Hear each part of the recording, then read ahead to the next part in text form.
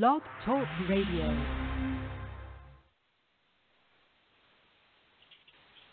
Welcome to the Buchanan Report, this 9th day of July, 2019. My name is Ivan Buchanan, and I am your host. My co-host, as always, Ron Hanks and Rhonda Moon Lane. If you're joining us for the first time, the call-in number is 347-857-1710, 347-857-1710. And for those of you that call in, please watch your language. Try to keep it as clean as we can. Our guests tonight, we have multiple guests tonight. They are VA police whistleblowers, Edbtz Goose, Tim Petoskey, John Moline IV, and Gwain Ivorsson. But before we get to them, first I want to remind everybody that our website is thebuchananreport.com, thebuchananreport.com, where you go there, you find all kinds of links, links to videos. We got so much there. I've been doing this so long, I can't even remember them all. But in any event, don't want to forget to remind everyone to go to our Facebook page, VA Corruption by the Buchanan Report. That's where we are and have been doing all of our veterans news alerts. So please go there, stay informed. Going to be a good show tonight. I'm looking forward to it. And as soon as it's over, for those of you that didn't catch it, I got to hurry up and get to Washington to help George Washington try to find his wife Martha's luggage. You know, George Washington, our president. You remember, shut down. You guys didn't think I was going to do this, did you? I'm sorry. I'm not political. I got to get it out there, man. I put it out on the website. I'm not political. We stay away from politics. But 4th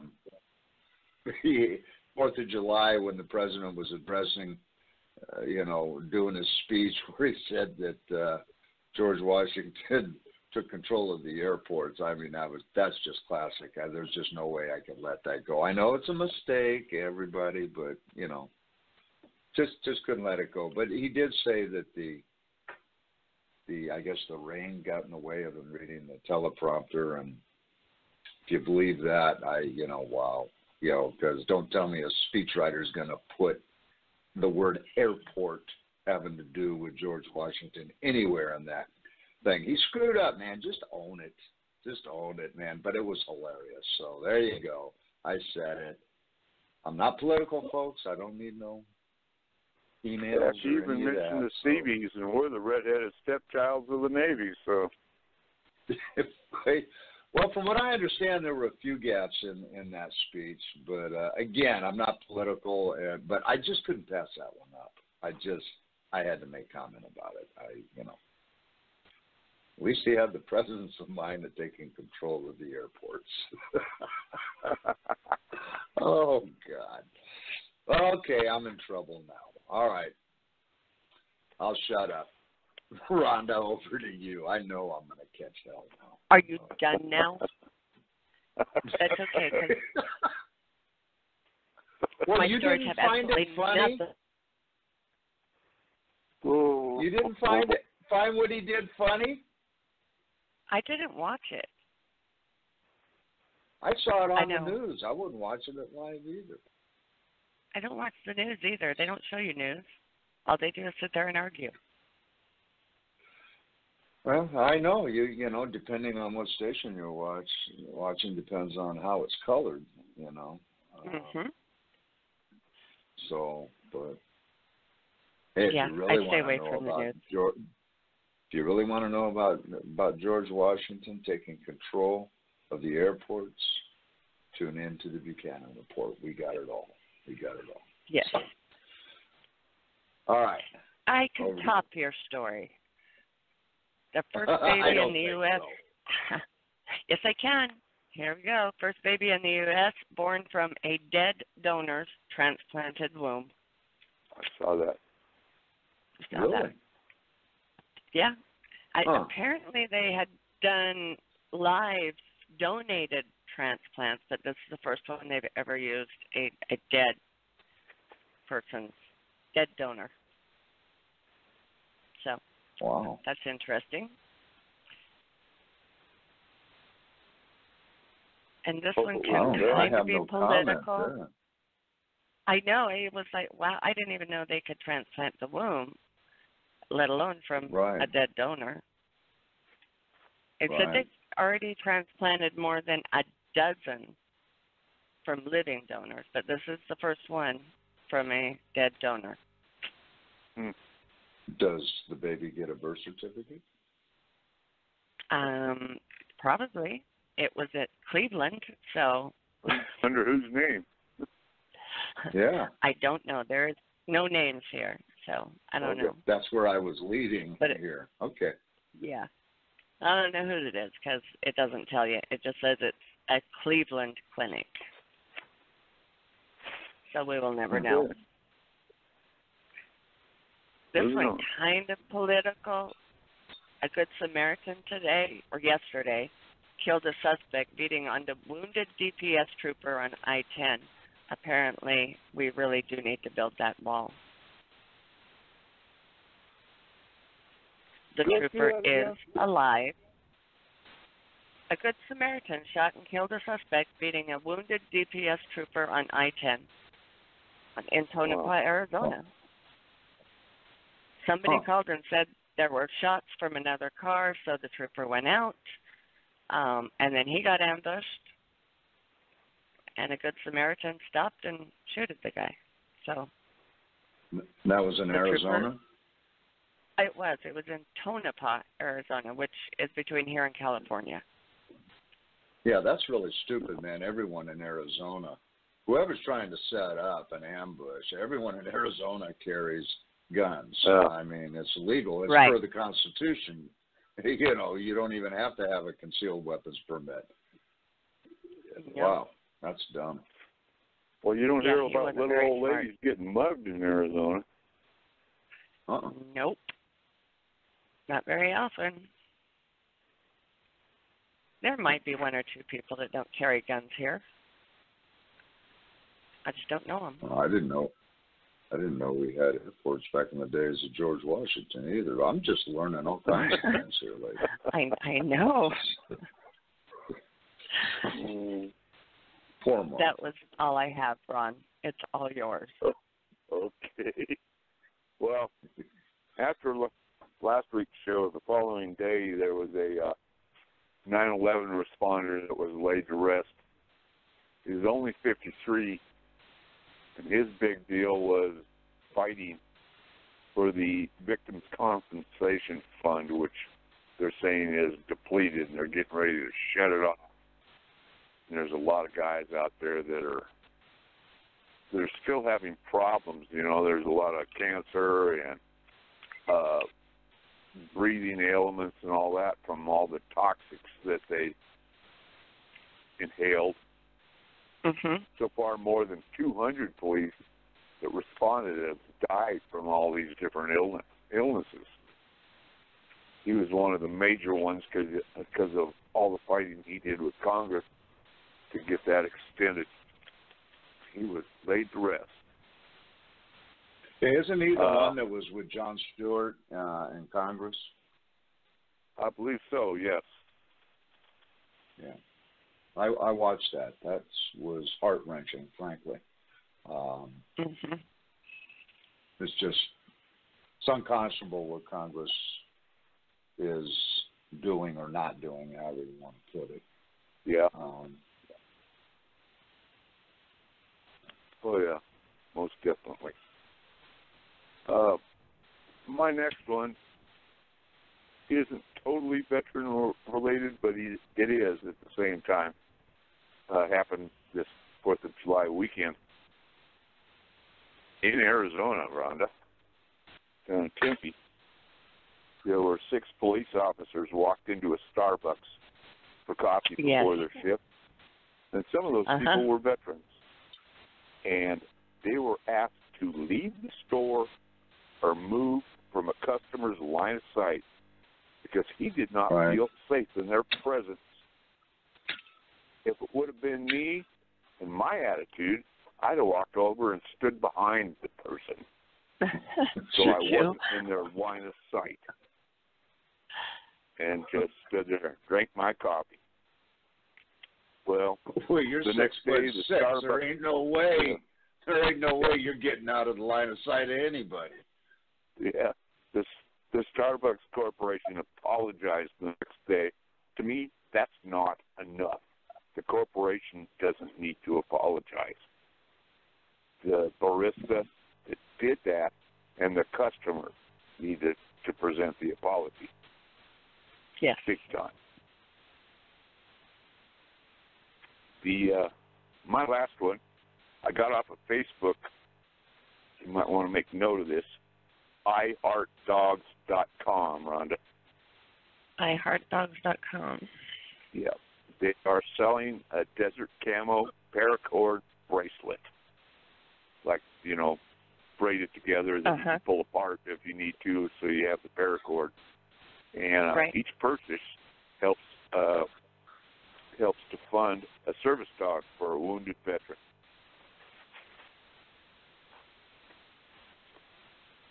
All right, I have it. So in 5 minutes, it'll be on our page. That's all I have for right now. All right, then we're just going to jump right in to our. Did Goose finally get here? Aren't we missing one? Yeah. We have Gwain and Tim and Goose right now. Okay. All right, well, let's just go right ahead on in. And Rhonda, I'll throw it over to you while Ron and I bring on the guests live here. All right. I don't know why they're throwing it to me. Well, Goose has been on before. I know they've all been on before. Yes, they have. Again, I'll just name our guests. They are VA Whistleblowers, Edbtz Goose, Tim Petoskey, John Moline IV, and Gwain Ivorsson. Do we have everybody on there? Everybody here? Yeah, Martha, you there? Martha, I don't hear you. Tim Petoskey's here. Okay, Tim. I hear Tim, so we're all good. Right. We hear Tim. Is Goose on here? Yes, I'm here. Okay, well, let's just jump in here. The show tonight, we've done all kinds of shows. I don't know how many of you listened to last week's show where we had on the Jay D'Onofrio and what was going on with his legal battle there, which is now finally over, waiting a decision from the judge. And in the past, we've had many, people come on. We've discussed, about the VA police brutality issues there, with veterans, also the plight that VA police officers have gone through trying to report wrongdoing, et cetera. And the big question is it just seems to be one big circle jerk, and how do we cure this problem? From what I understand, you guys have come up with a solution. Is that correct? Well, I don't know if we've solved anything, but I think we've certainly worked on some suggestions, especially over the years. In theory. Yeah. Would that be? Well, most of us have been through the ringer quite a bit. We've all been cops for a little while.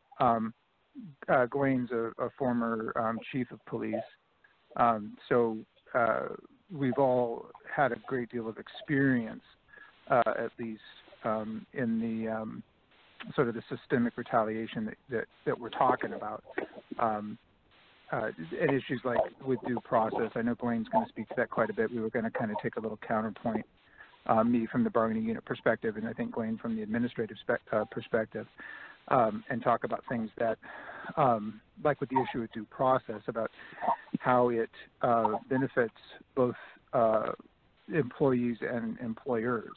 That we've sold ourselves short, and of course we've heard this again with the congressional testimony as well with the new law, and it kind of was a knee-jerk reaction, and one of the big things that it did was it just shredded due process, and that's a harm to everybody concerned. I'm sure that the VA looked at it originally sort of salivated and said this is going to be a great tool to use to retaliate against whistleblowers, and they've certainly done that. I mean, that's the historic record at this point.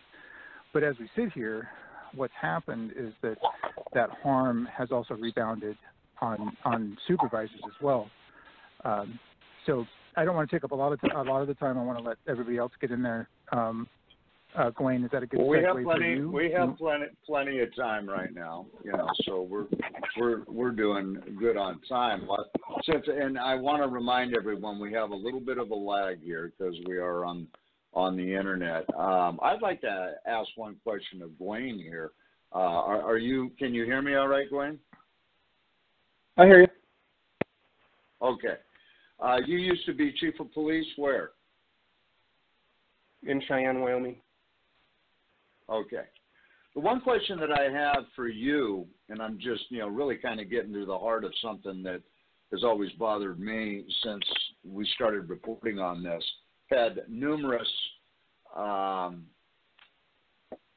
current and retired police, VA police on the show, and I've talked to many, not just on the show, but off, that just many of you that have been on the show and many that have not. And my question to you is this, because I've heard it, and I actually have documentation in my own hands, that a lot of what goes on there, the wrongdoings by VA police, is just not being directed by, say, people in your position, but higher, say, the facility director, but also direction coming from higher back in D.C. as far as handling certain situations with certain personnel. Have you ever been given a directive by either director of the facility or from D.C. to do something that you felt was wrong or illegal? That's what got me in trouble. Okay. Speak to it, if you would, please. Well, in the interest of time, I'll give you the short story. We had a doctor. He was the chief anesthesiologist, and he ended up dead. They found him dead in his own residence. And there was a lot of backstory with a lot of infighting within his department. And the day that he was found, we had a number of employees that came to us that expressed concern. They thought that he had killed himself. And so we called the local police and had him do a welfare check. And they found his body, and they found a lot of narcotics from the VA. So we started looking into the diversion, and come to find out there was a lot of issues. The facility leadership knew that he was actually using narcotics. They had suspected him of diversion, and a number of people have been to the chief of staff and to the HR and to the director, as far as I know. But I got to see a lot of that documentation because I was going to investigate it as the chief of police, and the director shut me down. And so we butted heads on it, and I told them they were inescapably responsible for his death, and that's where the fight ensued. Are you currently employed there with the VA? Yeah, mine was a few years ago, so I went the entire route. Wrote to Congress, went through OSC, went through MSPB. I was successful. The judge actually told the agency during our pretrial conference that they didn't want this to see the inside of a courtroom, so they settled. But I think that's kind of the point in talking with Tim and listening to a lot of the stuff that's been going on is I was very fortunate. A lot of years in law enforcement, so I know how to write. I knew what to say, how to say it, and I hired a lawyer. A lot of people can't afford to hire a lawyer, and we turned the screws on them pretty good. But that's exactly the point. Most people can't do that. They can't afford to do that. And that's where we get into the due process. See, when they first came after me, they got to do their AIBs and their fact findings, and they got to own the narrative. They got to own who sat on what, who said what, who was credible, what evidence was good evidence, and that's how they came after me. But when we got into court, due process came into play, and they couldn't do that anymore. So the judge called them out on that because that just wasn't going to fly. And that's the big disparity that I see in a lot of these cases now. Even the people talking before Congress is there's no due process, and there's no organization that can make them come to heel on due process and making sure that the employees' rights are not being violated. And even the Office of Special Counsel, their hands are tied too because they can only investigate certain things under certain standards. And so one of the examples for that was people write about how they've been harmed. You know, they've been removed from their job, they're losing pay. There's a lot of this, but it's really not exactly what's happening because the agency gets to respond, and the agency gets to tell the Office of Special Counsel, well, no, he hasn't been harmed. The employee hasn't been harmed. He's still the same pay grade. He's just been put in another position. So now where they typically get to work overtime and weekends and get night differential and weekend differential, they lose all that money. But that's not a guarantee, so that doesn't play into the equation, even though we as employees would think that. I think any reasonable person would think that, hey, that's kind of the standard rotation for a cop, so you expect that money. When they take that away from you, that's harm. But by law, by rule, it's not, because they haven't actually been reduced in grade. So, again, the playing field is not fair. Correct me if I'm wrong, but lots of times, like I'm sure yourself and many of the police officers that I talk to, they go in, they want to be police officers, so they end up being a police officer for the VA, and then when stuff like this happens, they end up getting taken out of that position, like what you're describing. They're put into a totally different position that has nothing even to do with law enforcement, but it doesn't affect their guaranteed money, if you will, on a 40-hour work week.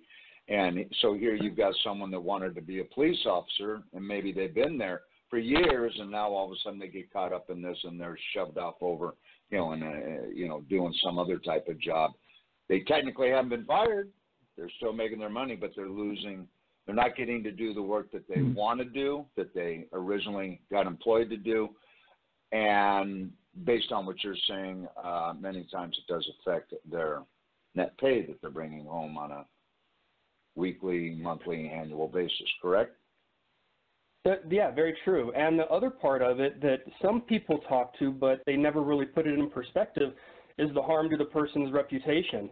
You know, the last congressional that they had, some of the doctors and stuff spoke to that because the VA gets to report on them and say, well, their credentials have been revoked. Even if they get reinstated, they still have this thing that their credentials were revoked. Well, cops are very similar, even though it's not an actual reporting database. But if they move you to another job and you try to get back in police, the question is always going to be, what happened?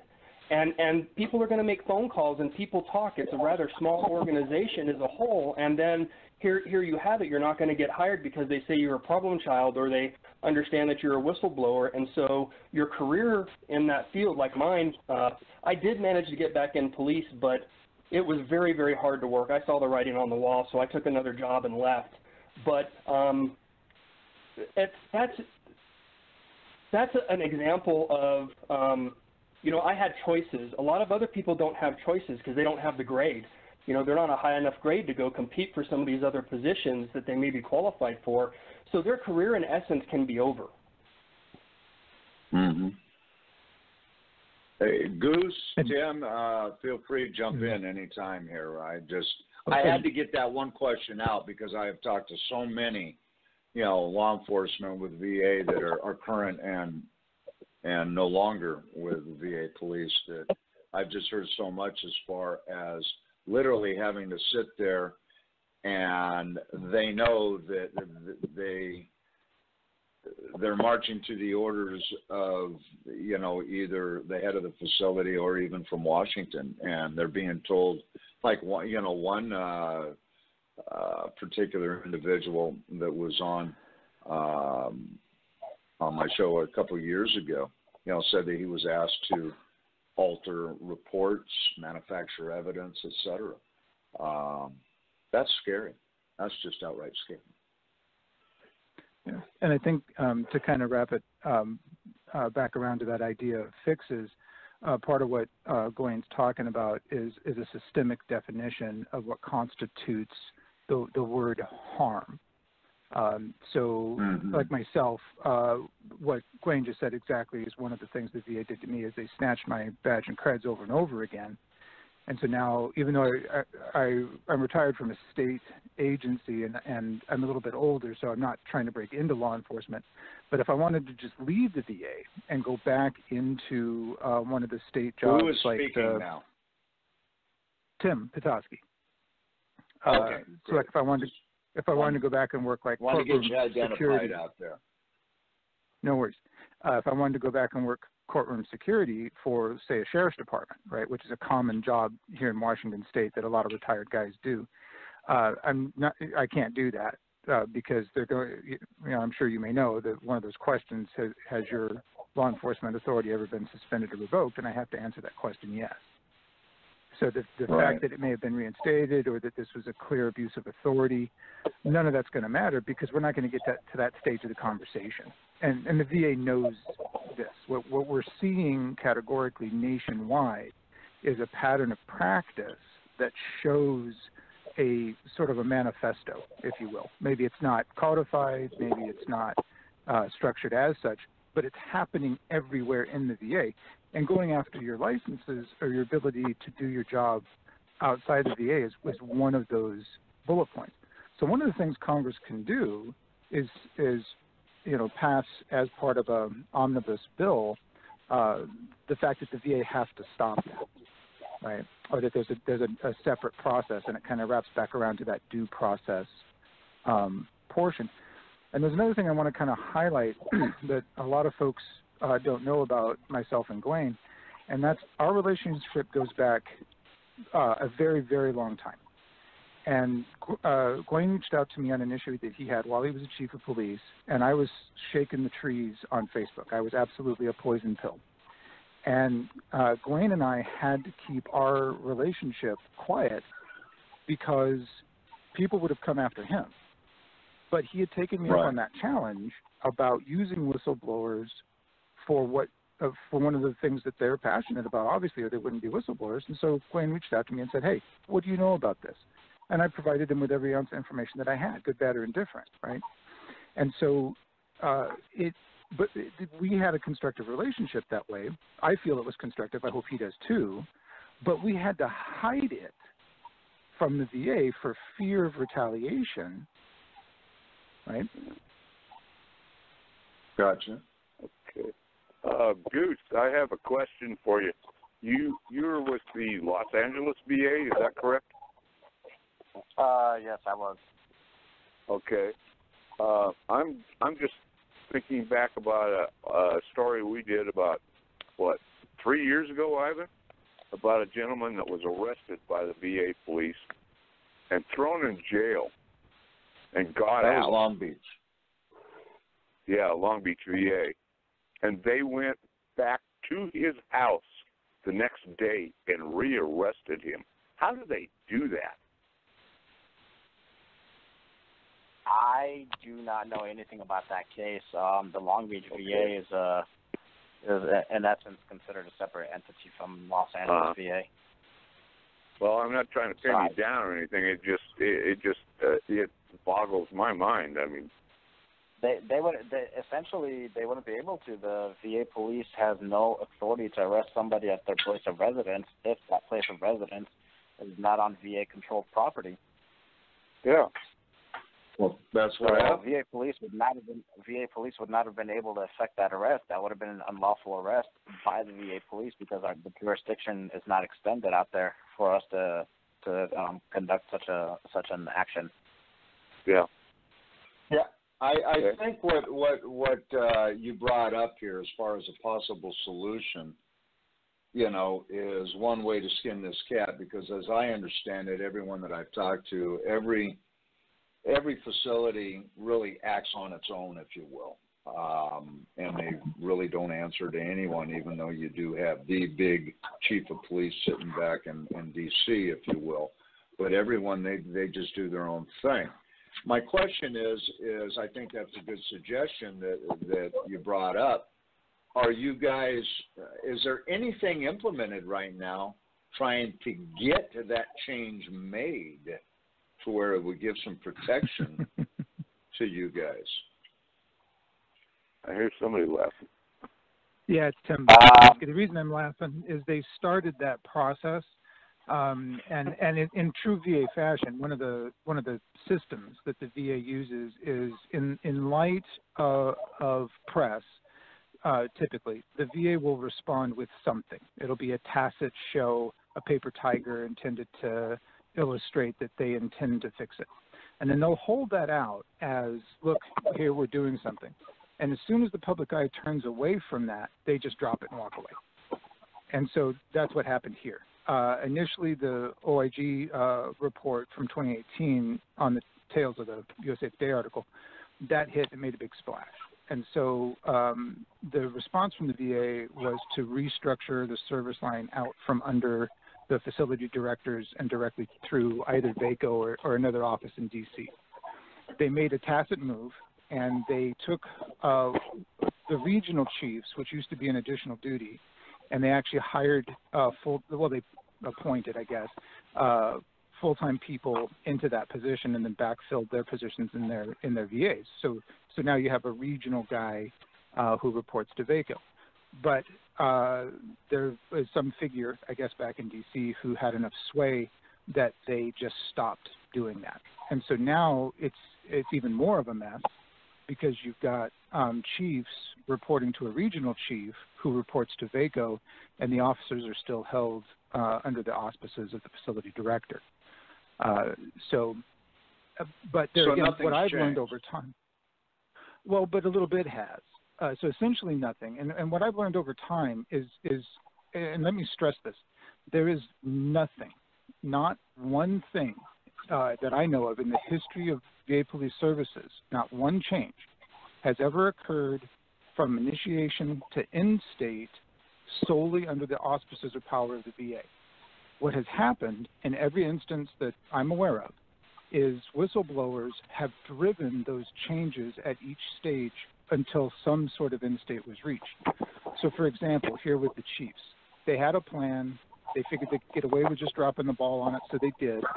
Maybe after things like this show, or maybe more investigations from Congress or another news story, they'll get hit again, and they'll implement the plan. But now they have to take another step because they already took one step, and that's just how it will get driven until eventually it's sort of like a 5-year-old. Like you tell your 5-year-old, go pick up your toys, and they go in their room and they kind of sit there. And you got to go in and you got to grab the 5-year-old's hand and you got to walk him over to his toy and you got to put the toy in his hand and then you got to walk him over to the toy box and you got to put it in the toy box. You have to treat the VA the same way, right? Because if you leave them alone, they just won't carry it to completion. So is this the only thing that you guys have come up with? And I mean, it sounds like if it could ever get implemented, it certainly would take care of, a lot of the problems. The biggest problem that I see is this, is whenever you have a law enforcement agency that is actually answering to the head of the facility, I mean, you guys got laws you're supposed to abide by, et cetera, but all of a sudden someone, the head of the facility can give you a directive, and if you don't follow it, it could be your job. That's not right, okay? And that's where everything is set up for corruption to set in, and probably the reason why, or one of the reasons why, you've got the corruption going on, because all it takes is the head of that facility to just love the chief of police, if you will, and there's nothing that chief of police can do as far as being wrong, and then that chief of police can run that department any way he or she wants to, with impunity. That's where I see the main problem is from my perspective, outside looking in. You cannot have law enforcement answering to anyone other than law enforcement. Just that simple. I just don't see how it works. Well, I agree. to add on to that, you made a comment, if I understood you or heard you correctly, the fact that, if you don't follow what they tell you, that you can lose your job. But apparently it's also the latter, that if you do follow instructions or policy, you can still lose your job, apparently, as it was in my case. For at least one of the charges, that was a contributing factor to what they're alleging led to my proposed termination. So hypothetically, they're saying, so, for one of my charges, not to go too much in depth about it, but in essence, they're claiming that they gave me an instruction, but they're not recognizing that instruction would have violated policy. And even during the MSPB hearing that I just went through, the deputy chief who gave me the alleged instruction admitted under oath on record that had I not made the additional notifications per the policy, I and the agency would have been in violation of policy. So basically, they're saying that it's okay for them to issue an instruction that violates policy, which now puts you at put me in the double-edged sword where, okay, do I follow the instruction that violates policy, or do I actually violate the policy, or do I actually follow the policy? So you're damned if you do, damned if you don't. There you go. And then what kind of, in my specific case, what made it even worse was that we've been trained both in the military and through our law enforcement careers. You always follow the last instruction given to you, and then you explain why you didn't do what what it was that you were supposed to do. So in my case, not only did I follow policy, but the last instruction that was given to me by somebody who was in a position of authority was that to make those additional notifications despite being told not to, or allegedly being told not to. So I had person A telling me don't make additional notifications, or they're alleging they told me that, despite the fact that the policy says it in black and white, and under the sections that it says it in black and white, it's bold, italicized, and underlined, and it says these notifications shall be made. And it even underlines that an email or a voicemail is not sufficient. You will make verbal communication with someone and explain to them the notification. And then that's what the policy says. And then I had the last person who gave me an instruction was that, no, you're going to make those additional notifications. And as a result of me doing so, that was one of the contributing factors that they're alleging against me. So okay, let me ask this question. Or not, so whether you follow the rules or not, you're going to get in trouble, whether you like it or not. They're going to come after you. Let me ask this question. What happens, let's say you're given a directive, let's say a directive comes from the head of the facility to you through the chief or someone right under the chief, and you don't follow it because you know that you shouldn't, whatever, so now all of a sudden you got problems. Does anything ever happen to the party way up above sitting in the, ivory tower there, that because they started this, they were the one that said do something that shouldn't be done. That's the reason why you didn't do it. Now all of a sudden, you're under, your job's in jeopardy. They're coming after you.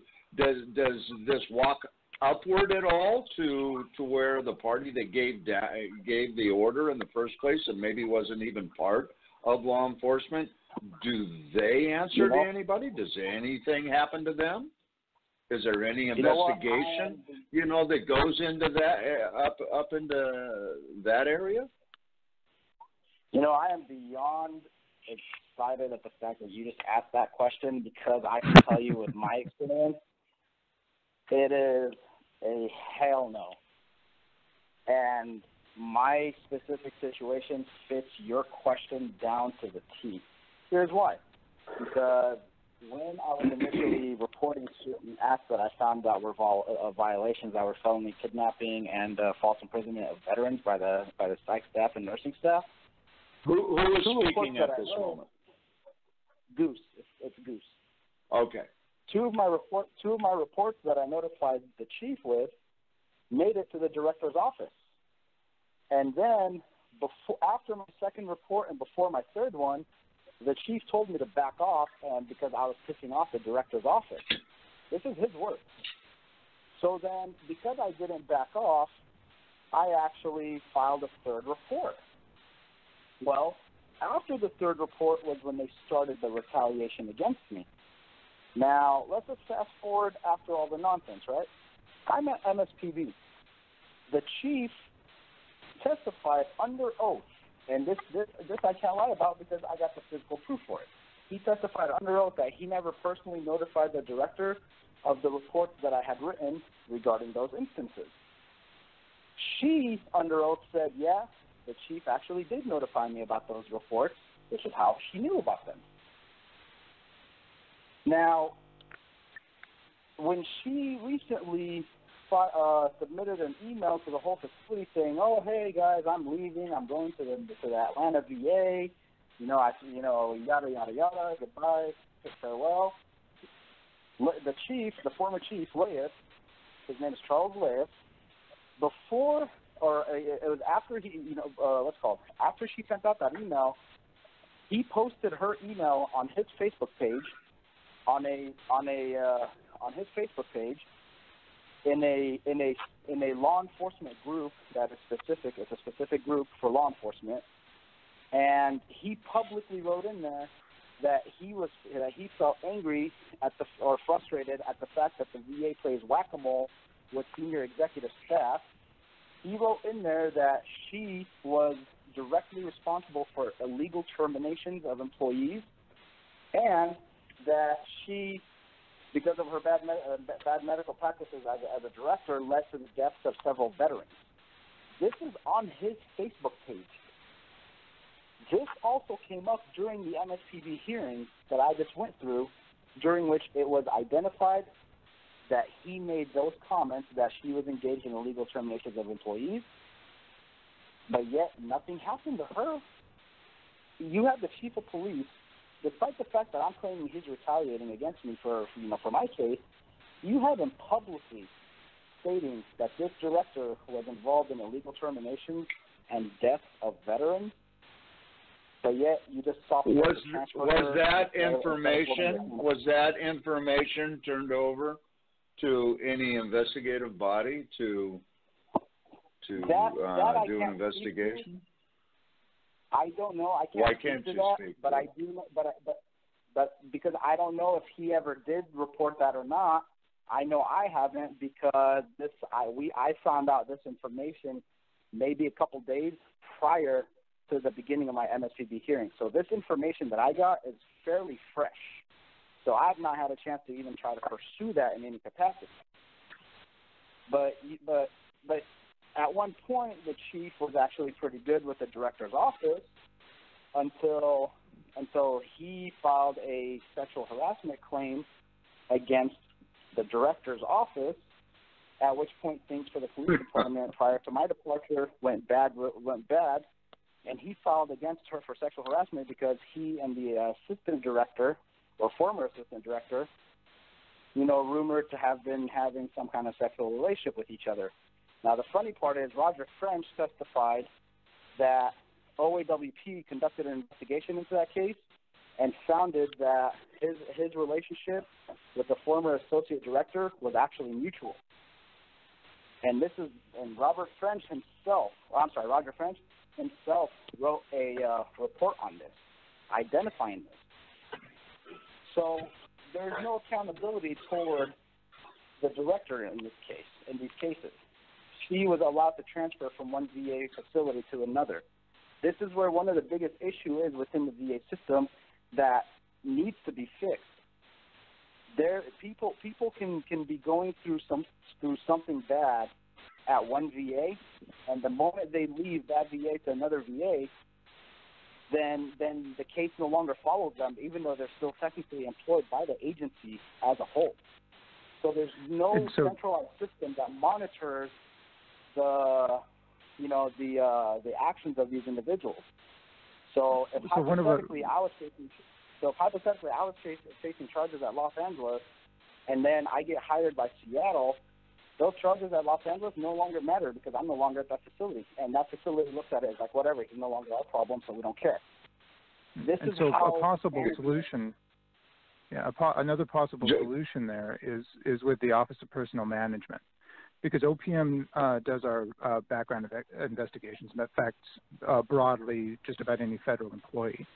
And so one of the things Congress could do is empower OPM, and I'm sure OPM would just claw their eyes out to hear me say this, because they don't even want to do our background investigations, but Congress could empower their 1810s with investigation authority to compile that information that we're talking about. So that be it cop or supervisor, somebody who skips across not just the VA but federal systems, avoiding sort of lawful prosecution, if you will.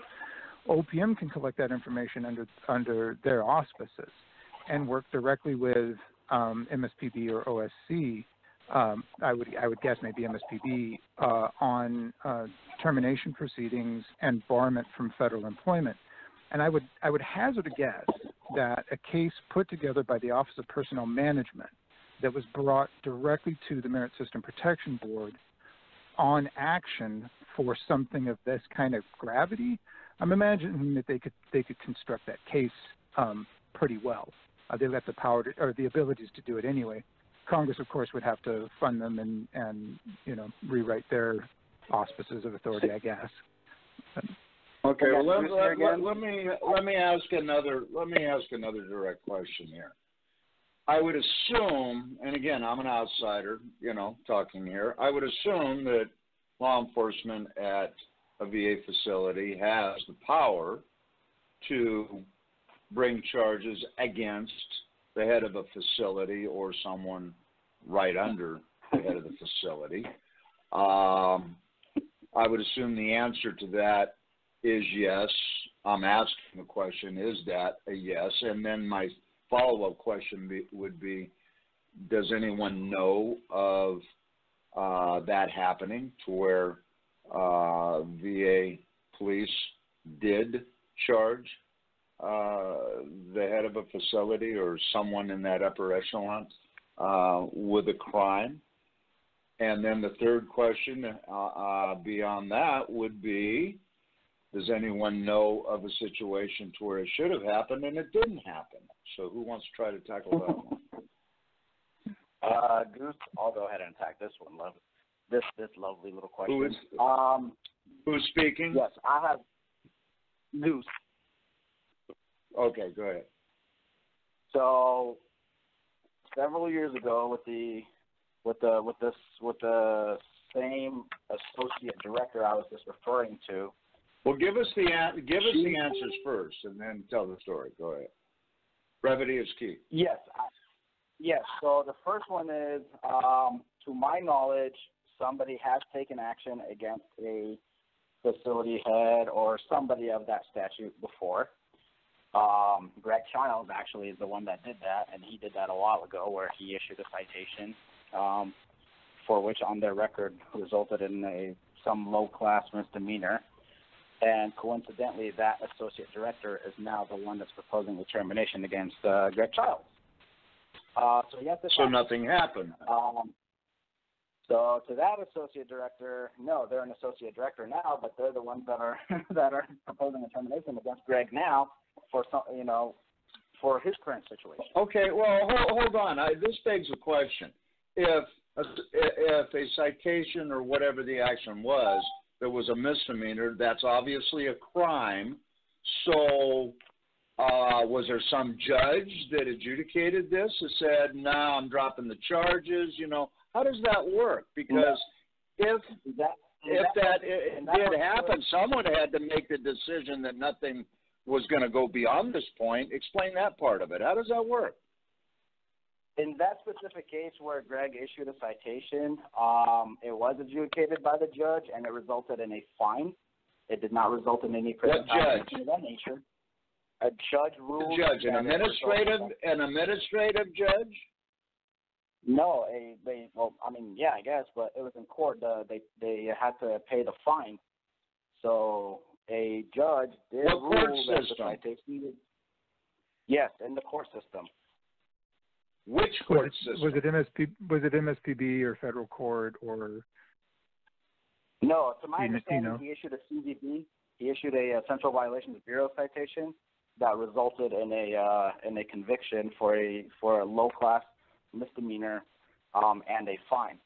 So there was no jail time associated with it. I think it stemmed from a traffic stop of some sort, but because that particular traffic stop was considered a misdemeanor. Is this within the VA criminal system? Yes. Yes. Okay. But it goes to the United States Attorney's Office. It goes to federal court, right? Right. Goose, is that the case for Montana? They don't have the magistrates that come to the VA. Okay, gotcha. So there was a conviction of misdemeanor, and that party ended up maintaining his or her job, correct? Yes. And got because promoted. there's no reporting criteria other than VA police, to my knowledge, that you have to report to your employer if you've been arrested or being charged for a misdemeanor or felony. There's no reporting criteria for that, because the VA they look at it as like, when you're off duty, we have no authority over you. We have no duty to you. So therefore, what you do off duty, that's your business. That's not ours. We don't care. We don't want to know. Except if you're a VA police officer, then they want to know. Okay, so to follow this, that issue is over and done with. That party maintained their job, ended up, I assume, getting promoted later, and is now wreaking havoc on the individual that did that. Correct? The police officer that did that. Yes. So what was your other two questions? I know one of them is, if I remember correctly, where some action should have taken but did not take place. Yeah, I guess, at this point, you answered everything except for the one big question that I would have is this. Is anyone aware of VA law enforcement actually citing criminally the head of a facility? I don't know of anything. Gwain, do you? Yeah, I wanted to speak to that because actually, Tim, you and I discussed this before. If there was one thing I could have done different, rather than trying to fight the agency head on, is I probably should have gone to the U.S. Attorney and, like any other case, discuss potential charges. To that point, I want to explain something because I don't think that it's clear, and people don't typically understand how federal courts work. But if I am going to, I can write a ticket on a misdemeanor, but if I actually want to elevate something and take it to trial or get felony charges, that's a conversation with the U.S. Attorney's Office. We don't do that, and we don't tell the U.S. Attorney what to charge and what to prosecute. They do. They tell us what they'll take and what they won't take. So there's some political jockeying that goes on when you start talking about that. So in my case, we were talking about criminal negligence due to indifference because they didn't do anything with the knowledge on the doctor. They could have revoked his access to narcotics and given him drug tests and put him, done some stuff to try and help save his life. Might not have had a positive outcome in the end. He still might have killed himself. But the fact they did nothing falls in a category of indifference, and you can prosecute on that. And that's something that, even after the fact, I tried to have a conversation with the U.S. Attorney about it, but their stance was, hey, you're no longer a cop. They took your credentials, so we can't have this conversation.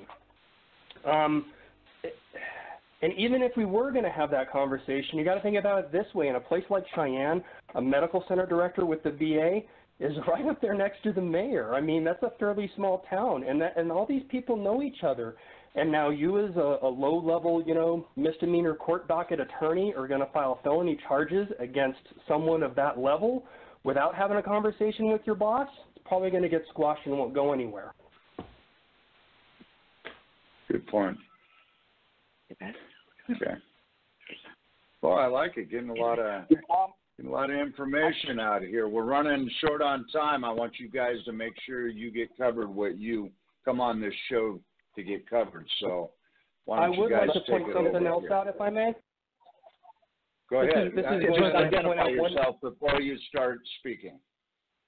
Yeah, this is Gwain. I would like to clarify one more point. Tim spoke to it earlier, and Goose may have spoke to it a little bit too, but talking about some of the issues in VA that are kind of cyclic, and how basically the VA gives lip service. They make a nice, shiny, pretty in front of the press and everybody, and then the issue goes away for a few years and then it comes back.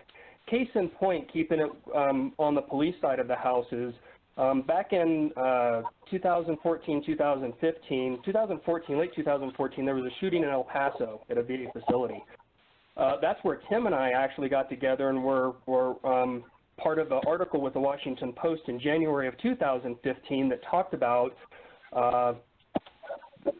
security gaps inside VA police. And the reason we went to the press is because then, I believe it was Secretary McDonald at the time, had spoken in the press talking about how these things, you know, security and all these different things are very important to the VA and they're going to look into the matter. And we were like, no, we've looked into these matters for years.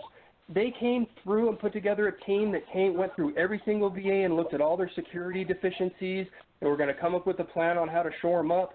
And nothing ever happened with that, and that was years ago. So this is something that has been recurring for years and years, and now we fast forward. So that came up in 2015, and we showed in that article this was not the first time these issues were brought up, and they were scrubbed by the VA. Then we fast forward to just here recently, the OIG reports that came out that talk about you know, security issues and the misrunning of VA police. This is nothing new. This has been going on for years. And they come out and have nice little press conferences and write, you know, nice little notes. And with whistleblowers, they came up with a new organization for whistleblowing agency that still answers to the VA, mind you. And so it looks good. It looks good, but it does nothing. Does nothing to fix the problem. The way to fix the problem is to get it out from outside of VA. You cannot have the fox guarding the hen house, and that's what this is right now.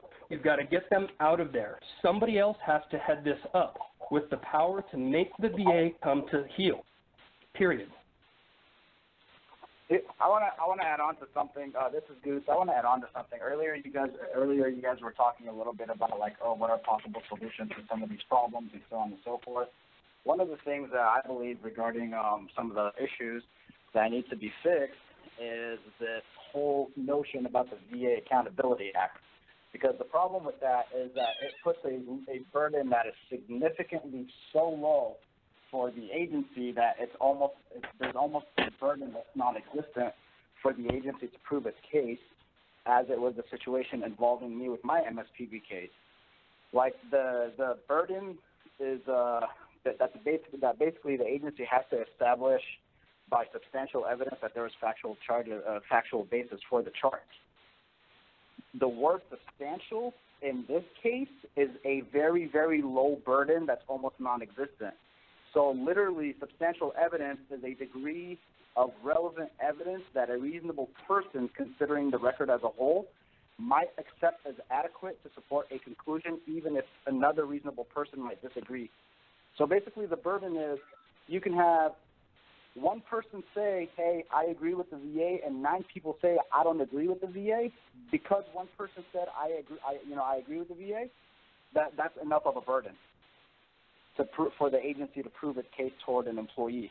And it's also that the judge is not even allowed to mitigate the agency's chosen penalty.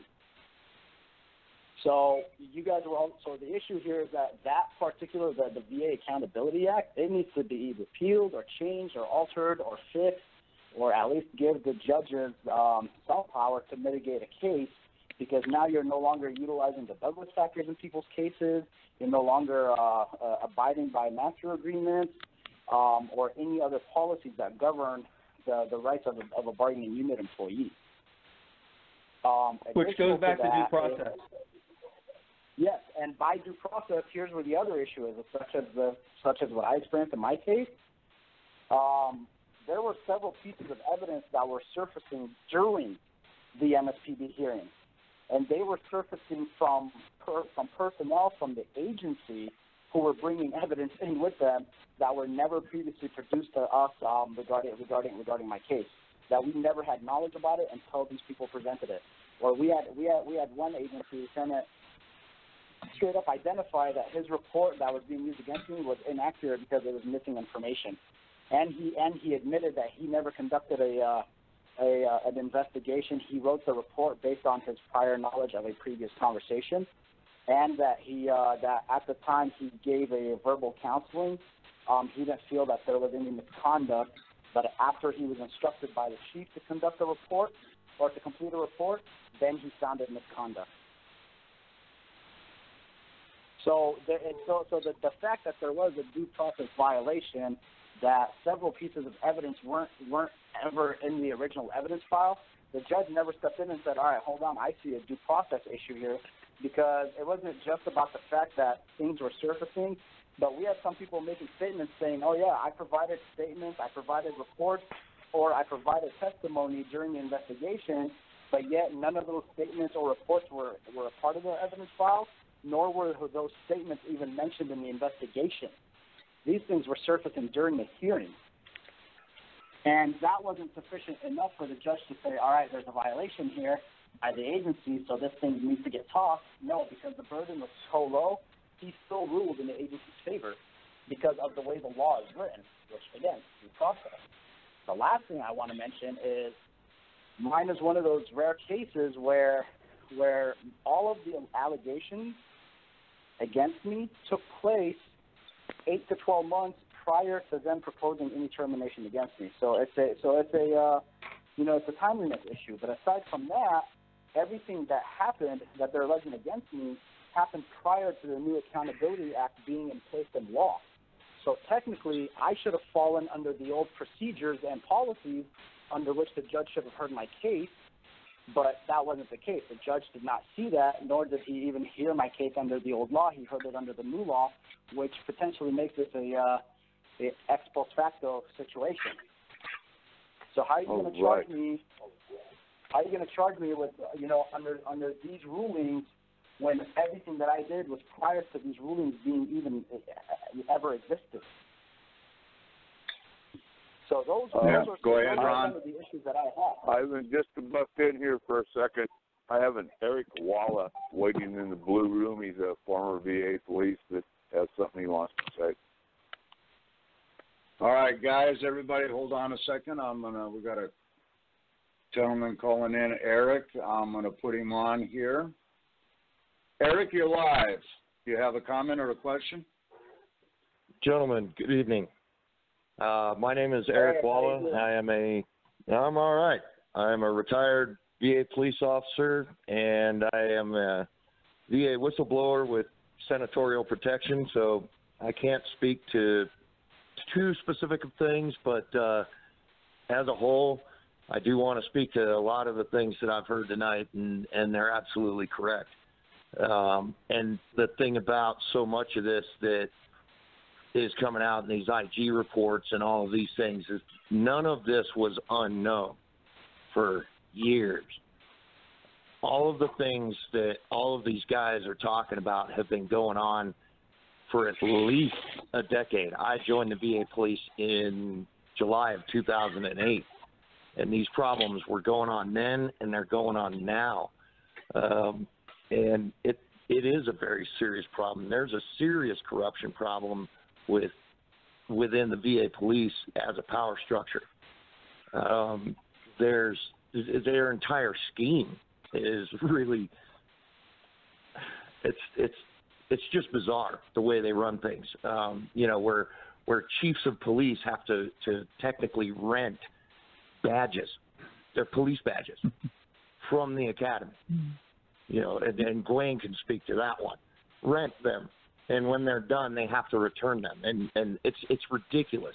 These badges cost like $20 when they're new, and the academy charges something like $80 every time the new officer has to come on board. It's that kind of scammy garbage that goes on in the VA police that just doesn't get talked about, and no one wants to bring it up. And I think it's about time that it does get brought up. All right, Ivan here. I've got a question for you, Eric. Number one, are you still current VA police? No, sir. I retired in 2016. September 30th, 2016 is my official date. Yes, sir. All right. You've been given protection, obviously. That only goes so far. My question to you would be this. Since you've been to D.C., you've been talking to Congress. I don't know if you talked to Senate. Do you see anything happening that would lend some encouragement to current law enforcement VA officers as far as, cleaning up this mess? Are you aware of anything in the works? Absolutely. Have you heard anything? Yes, sir. I have seen stuff. There's been a lot of attention brought lately to the YouTube VA Senate hearings, specifically addressing VA police, and it's a well-known fact that everybody's watching those videos when they come up. There's a lot of lurkers just sitting back, kicking, and so it's out there and it's known. And I think that's one of the best tools that VA police have to them as far as addressing the systemic problems with, the bureaucracy is through those types of hearings and this type of open transparency, just wide open, you can't touch us kind of a thing. And those protections are there, but they come at a very great risk. The other tool that I think is really something that police need to look at that Gwain brought up is direct contact with prosecutors. And something to remember in all of this, there are crimes that are committed on VA property that are going to really involve a lot of politics, and it's going to turn into a big, ugly mess. One of the things to keep in mind is 99% of these hospitals have what's called concurrent jurisdiction, which means they share prosecutorial jurisdiction with the local agency, be it a sheriff's department or municipal police department or otherwise. Those agencies do not have to be subject to the VA's politics. And a VA police officer has the ability, if they're willing to take the risk, to take all of their evidence, write up their case, take it to that local agency, and hand it off to them under concurrent jurisdiction. If they have a good and honest local judicial system there, they will prosecute on that information because the officers are filing it as a private person. You have to have a declination from the U.S. Attorney's Office first. I want to hold it. This is Ivan speaking here. To the point you're talking about now, I've been saying it for 2 or 3 years that just because that's a federal facility, they're still within the state, and there is state action that can be taken as to what you're speaking to right now. In fact, Rob O'Neill, who was on my show, he's former lieutenant for VA facility, Pines out of Bay Pines, yes, sir. Out of Florida. Yeah, Bay Pines. He is actually in the process now, and the last time I spoke to him, he actually decided to go that avenue and is actually dealing with the state AG on this issue, on a lot of his stuff. So, I was really kind of surprised that, when I started hearing about this 3 years ago, I kept asking, well, okay, if the feds won't do anything, you got the DAs, they're the state agency, that you can go to, et cetera, and so I'm glad to hear someone else speak to that, and I do know of some officers out there that are starting to go that route because they're just getting stymied by your own system now, period. Yes, sir. And the only thing I would comment, too, on that is it still has to be – there are just going to be some laws that you're not going to be able to do. Right. Because they're federal laws. Well, yeah, you can't do it. But that said, having been many things that can be done there. Oh, absolutely. And if you really study your statutes and you know them, and if you're a good cop, you should know them, both state and local. almost all of the state statutes and federal statutes have equivalencies. It only comes into specific crimes like, a destruction of government property. That's going to be too specific. But there's a lot of other ones that can be used for those purposes. Right. And I think that's something that officers really need to look at, because most of those are going to be crimes that will have a state equivalency. Now, the traffic stop stuff, you're not going to get any favors on that unless there's something major. And that's something to keep in mind. But again, those officers are facing an enormous risk when they do something like that. Right. Ivan here one last time here. I want to jump back in. I think it was Gwain that was trying to jump in that wanted to speak to something that Eric said. And at this time, I really want to give all our guests an opportunity to, based on where the comments Eric made, to weigh in on whatever they feel that they would like to weigh in on. Gwain, was that you that was trying to come in that I cut off there right in the beginning here? Yeah, I wanted to speak to something. It's good points, and they're valid points, but you still have to have a declination. We answer to the federal court, and so here's a couple things. One, if you have a felony, you have to report it to the OIG, and they have to decline it. If you're going down that route, then you still have to take it to the U.S. Attorney's Office as well, and they have to decline it. When I was a criminal investigator in Denver, I prosecuted some patient abuse cases, and we had to jump through all of those hoops and get declinations before I could take it to the district attorney's office and prosecute it in the state. It's not an easy hoop to jump through. However, there is opportunity to do some things. You can enter in for certain things. You can enter into memorandums of understanding with local law enforcement. A good example would be with Nevada. The state of Nevada, the U.S. Attorney's Office, they have thresholds. So we used to deal in the facilities, we used to deal with a lot of fraud, travel fraud, which deals with money.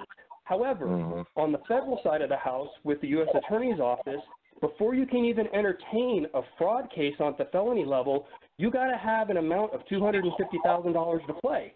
So you're never going to get it prosecuted in federal court. So you can get a blanket declination on that, work with local law enforcement, and get their chief of police to say, yes, we'll take those cases, and now you can take those cases direct.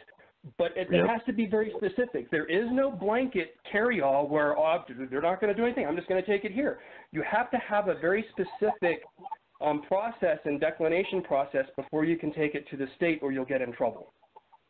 I would venture to say that if you have information and you go as a private citizen, that you would be protected, even with the information that you have, because you're still conveying it to a law enforcement source, and you can file a complaint as a private citizen.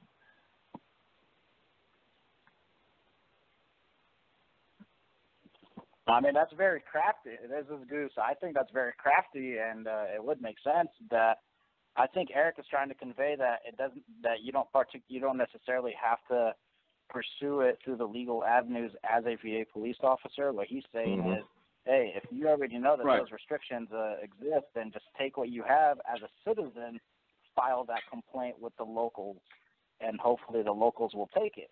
Because, for example, in LA, most of the time, all we usually heard was, you guys are your own police department, clean up your own messes, which didn't help. Right.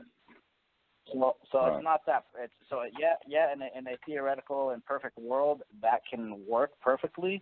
And I agree with Eric, as a private citizen, you can take this case to somebody who's going to listen. But when some agencies look at it as like, hey, dude, you're your own agency, you need to clean up your own mess, they're not going to be more as supportive with it as you would hope that they would have been. Right. Because you technically should be pursuing your own. Ivan here, jumping back in here. We're running short on time. Eric, I'm going to keep you on live here. I want to go back to my guests.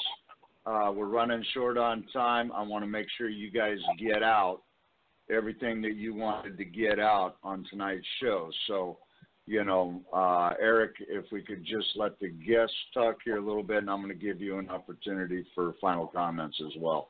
here, Eric, so You bet. stay on live if you wish. Yes, sir. Goose, Tim, Gwain, final comments. Anything we haven't covered yet? Yeah, this is Tim. I got a couple. So one of the first is that folks, VA police officers, need to understand, this is chiefs down to boots officers, and especially investigators, that there are no quick fixes. So if you are presented with a solution that's A, then B, you need to treat that solution suspiciously. So like we were talking about going to outside agencies. I've filed a lot of complaints here in Washington State. I've done a lot of states arrests, like Gwain was talking about, after I got my declinations and everything. And this is outside of my command structure. They tried to terminate me for doing it a couple different times. They weren't successful at it because I had more than one aspect of triangulation on the issue. So like with for example, we got a citation issued by OSHA. And part of what we had to do was convince OSHA that they were going to be on the hook for the VA's wrongdoing if they didn't take action. And so we had to kind of come at them sideways.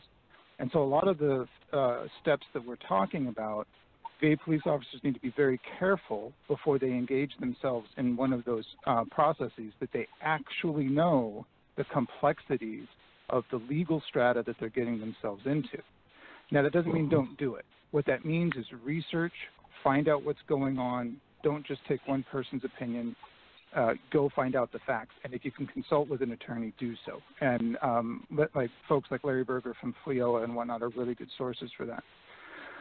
But the second point is I had the chance to talk with Jacqueline Garrick today from Whistleblowers of America. And if you heard her testimony from the 25th, Gwain and I commented on it earlier about that she was on that portion of the panel that did an excellent job. But she used the phrase, when whistleblowers stand up, their careers are killed, right? And one of the things that the VA has controlled the narrative on are whistleblowers that they have incited into realms of emotional responses that come off very easily at a superficial level as somebody who's just crazy, right? And more often than not, what's happened there is that the VA abuses of that individual have driven them to that emotional state. And so for the public, whenever they see whistleblower, they need to understand that that person has just been beaten up. If they're a VA whistleblower, you know for sure they have suffered for you. And that, I would like people to take that message away. And every time they hear somebody kind of fly off the handle a little bit, give them a second and understand that that person has just gone through the ringer in order to bring these things to light. And that's part of what spurred this conversation between Gwain and I about your radio show, was we kind of wanted to come on and hopefully bring a maybe a little more low-key, a little more rational conversation. And I hope we've done that. I would have to say you would. Hey, Goose here. The only thing I want to do is add on to what Tim just said regarding being put through the ringer. It's actually funny because some of us at Los Angeles kind of gave that a term, and it's called, it's not an official thing, but, you know, kind of like a locker room talk. We've labeled what you just mentioned as administrative PTSD. And that's because that's what the agency does. They essentially, you know, make you go through all sorts of issues, and as a result, you're pretty much beaten up so bad that it's almost as if you can be diagnosed with PTSD solely for what the heck you just went through from the VA. One of the issues that I just kind of wanted to briefly touch upon and then kind of call it a day on my part is that some of the hiring practices. One of my complaints consisted of negative hiring practices by the VA, not just by the former chief and how he and his couple of his little buddies were hiring only people that they knew who weren't even qualified, and among other issues that were involved in those processes, was that the VA's background process for hiring legitimate employees who really do qualify to be cops is severely ineffective.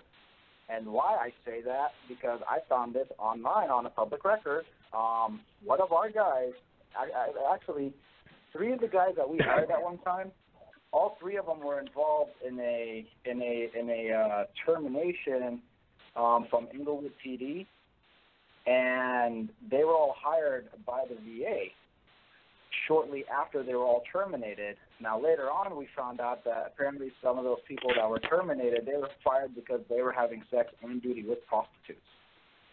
How do you have three guys from the same department all apply around the exact same time, and all three of them get hired when all three of them were fired for almost the same thing from a single agency?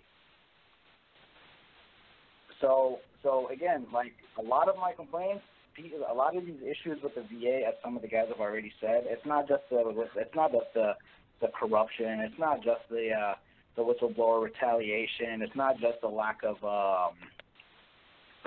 like a centralized governance over us or anything of that nature. It's the entire system, period. The VA police does not go through polygraphs.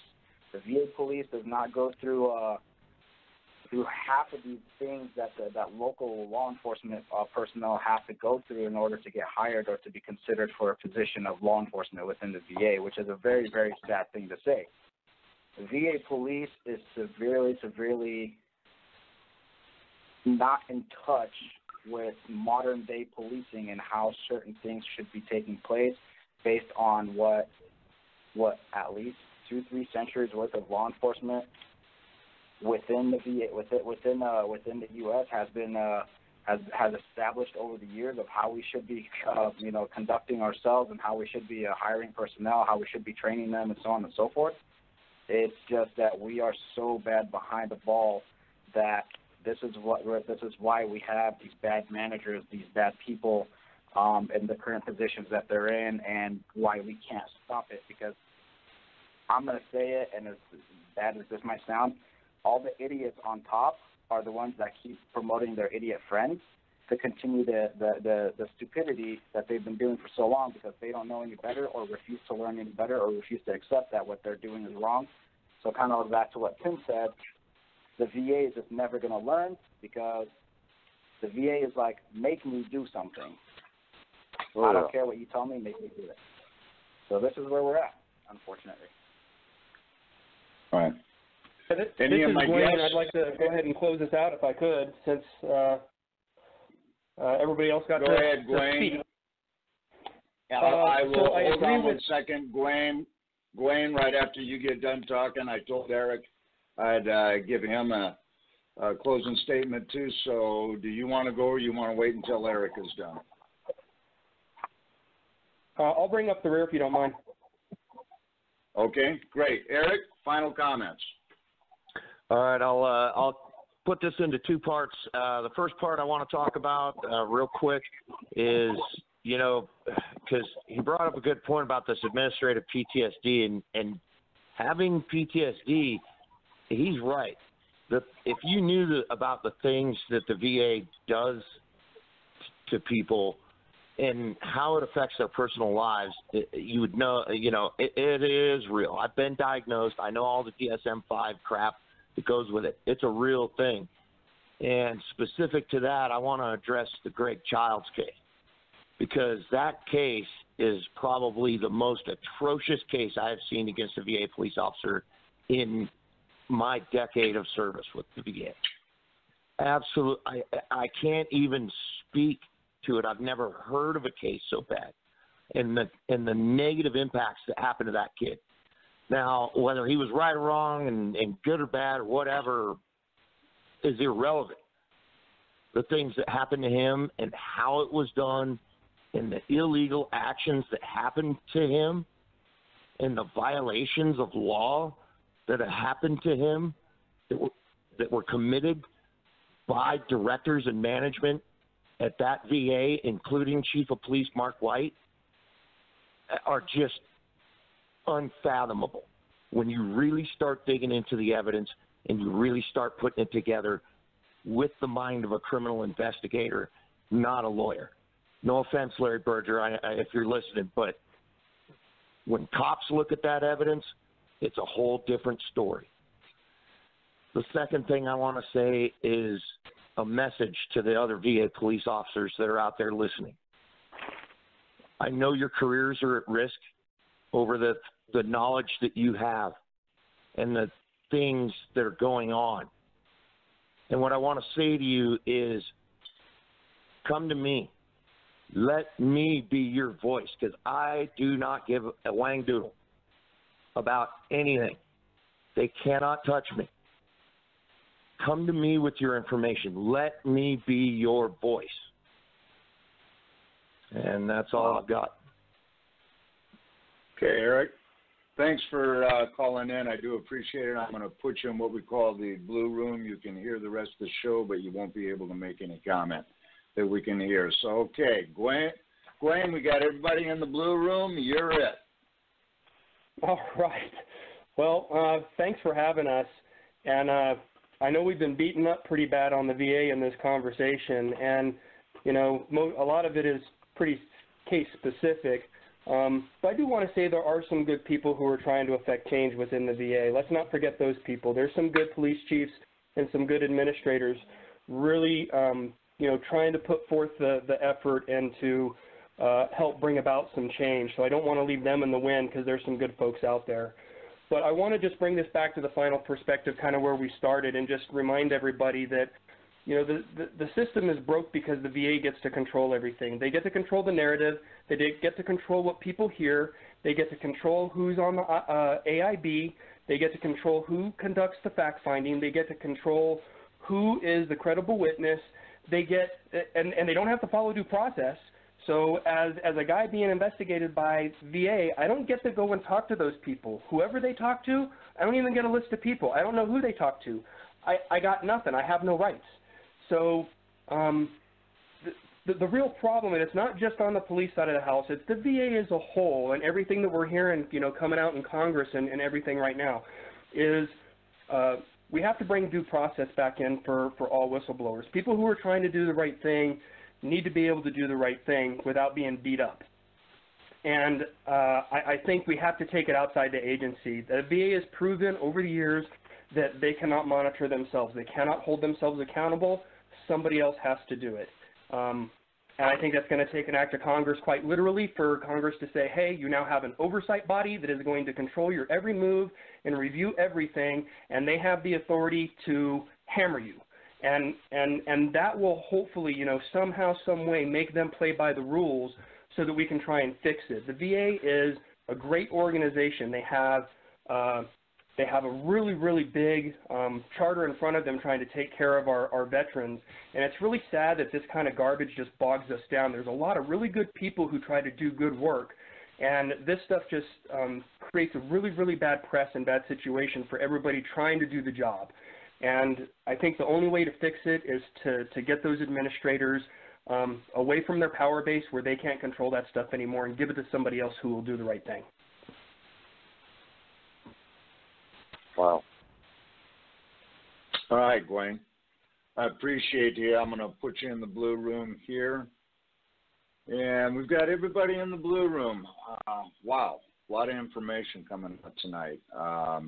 First of all, I want to thank all of our guests, Eric, for calling in. Just tons and tons of information. I want to lay it out to Goose, everybody here, Tim, Gwain, anybody else, Eric, if you're still listening out there. You know, if you have further developments going on, anything happening that you feel that we need to be aware of, our audience needs to be aware of, contact us. You know, we need to get information like this out there. And I think it's a very good point that Gwain's bringing up, you know, that old, and we all know it, that, you know, it's the bad apples and that ruin, you know, everything. It just seems to be a lot of bad apples in the VA, all the way from the police to and various other departments as well within the VA. And it just needs to be taken care of. And I think the thing that really disturbs me the most, and what I'm hearing, not just tonight, but I keep hearing, and it's really coming into focus for me, is the police officers here, other people that work in other departments that are whistleblowers on their own for whatever their reasons are.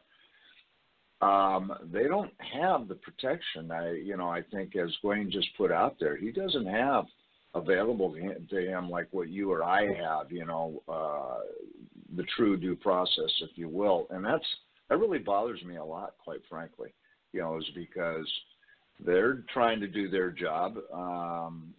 But if someone decides to go after them for doing their job, they don't have the proper tools available to them to defend themselves. And that outright just needs to be taken care of. And Gwain is correct. That's going to take an act of Congress, if you will, to get that changed. But until that happens, you got the power base that, and where the power base is basically where your corruption is at. That's going to continue to, it's the tail that's going to keep wagging this dog.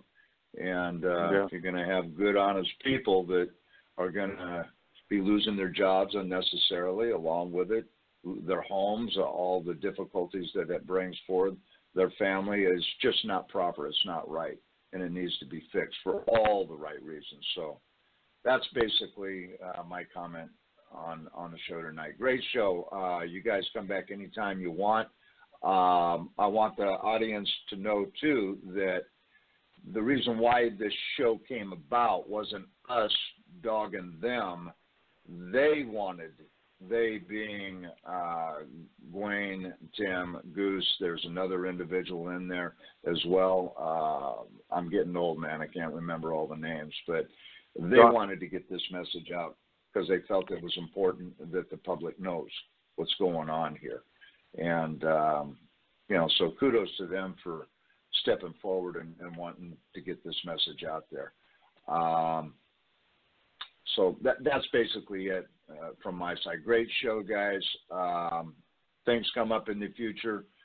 We need to know, the audience, the public needs to know, contact us and keep in touch with us, and we'll get you all back on and keep us appraised as to what's happening there. All right, that's it for me. Rhonda, any final comments? No, I just want to thank all the guys for coming on tonight. There was a lot of information got out. I know there was a lot of people listening. Hopefully they heard something that will help them. That's all Tons of people listening. Yeah. Yes. All right. All right, Ron, over to you. I also would like to thank everyone for coming on. I have to apologize to Goose. I did not try to pin him down with my question on that age-old problem. Having worked in Los Angeles, I don't care if it's Long Beach, VA, Los Angeles, VA, West Los Angeles, I kind of lump them all together, so I'm guilty of that. When they brought up OSHA, that brought back nightmares for me. I mean, I had to deal with them. I worked on Wilshire Boulevard right in front of their offices at one time. So, other than that, no. I do have a quotable quote for tonight, considering what they've been discussing. Age is something that doesn't matter unless you're a cheese. Unless you're a cheese. Louis Bunnell, yeah. So now that this has been going on for a long time, and it's still going. Hold on. Okay. Goose wants to come back on. He has something to say. Okay. Okay, all right. Well, we'll throw him back on here. Put him Gravity's back in. key, Goose. Gravity's key. I can't get him in. Okay, you're live. Hey guys, I'm back. I just one thing I wanted to mention earlier that unfortunately I didn't get the chance to, that I think is very important, is that prior to the hearings, I actually reached out to some VA House Committee members, and I did get a response back. I sent them certain documentation that, for its face value, appears to be that has been reviewed by them. After the committee hearings happened, unfortunately, during the first committee hearings, that was the same time frame I was at my NSPB hearing. So I kind of missed all of it and had to watch it at a later time. somebody somewhere out there at the VA committee knows me, knows my name, knows my case. Who that person is, I don't know, because coincidentally yesterday, the judge is when he provided his decision related to my case. The coincidence part of it is yesterday was when I had somebody from the VA committee contact me, telling me, "Hey, we need your MSPB docket numbers so we can see what's really going on with your case." And I find that I don't believe in that much in coincidences, but in this case, we're looking at the judge making a decision, and then all of a sudden, someone from the House of VA committee has contacted me saying, "Hey, what are your docket numbers?"